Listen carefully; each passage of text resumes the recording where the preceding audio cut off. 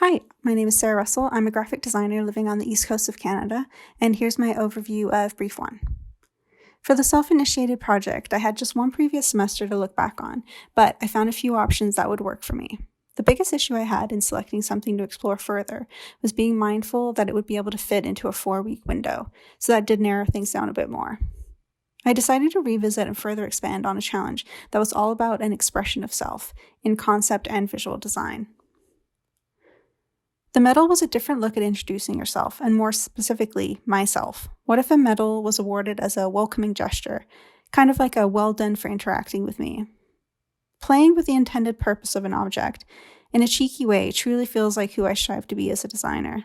The medal concept also draws attention to social anxiety, awkwardness, and interactions, an area I would like to explore further as I personally struggle in that area and would like to work on techniques to improve. So that's where I started. I looked into what it means to struggle with social awkwardness, social anxiety, and eventually social isolation. I found some truly alarming statistics of how detrimental not having a social support system can be to your health and quality of life.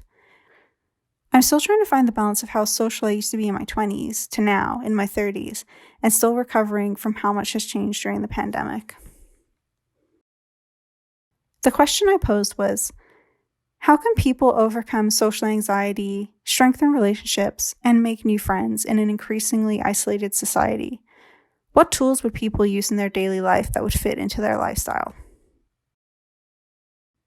I kept in mind myself as I established my demographic, because I think in your 30s is when you make a lot of big life decisions which impact your priorities and how you spend your time.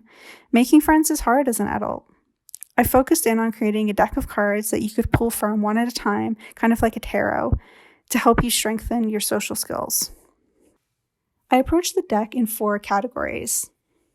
Connection, which is conversation topics, questions, ideas, and how to generally prepare yourself for an evening of social interactions with new people.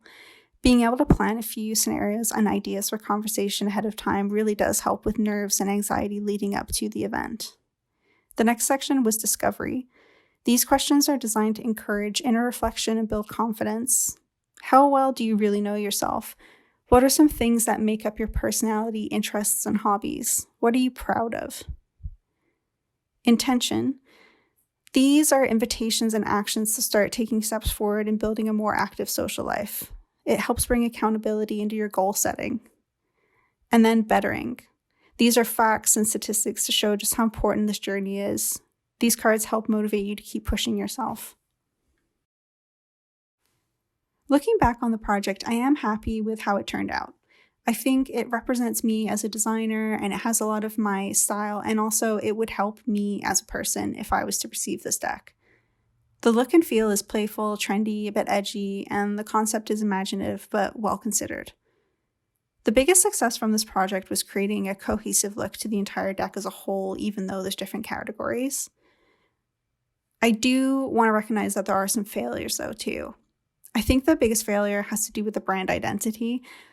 I'm not sure if it needed its own brand or if it could just exist as a one-time deck, but I did try and push myself to dig into brand identity a bit more, and I'm not sure it really worked. If I have the chance to come back to this project in the future, I would like to fully develop the brand vision with a stronger singular focus. Currently, the pieces operate separately and needs a stronger vision to pull everything together in a more cohesive way. Also, I did anticipate that anything to do with being socially awkward or antisocial already existed as a brand, but there are quite a few similar names out there, so I think that would be worthy of digging in on its own as a separate piece. Thanks, and I hope you enjoyed it.